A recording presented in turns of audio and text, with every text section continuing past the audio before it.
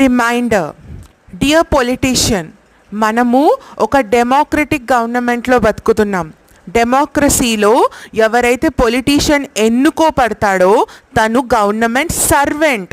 He is not the king of the people, he is the servant of the people.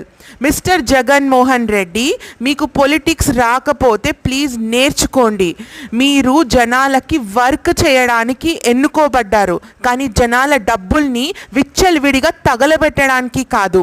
మీరు కట్టించిన ఈ కోట్ల రూపాయల ప్యాలెస్ మామూలు జనాల హార్డ్ వర్క్తో కష్టపడి సంపాదించి దాంట్లో కూడా కత్తిరించిన ట్యాక్స్ పేమెంట్ అమౌంట్ ఇది.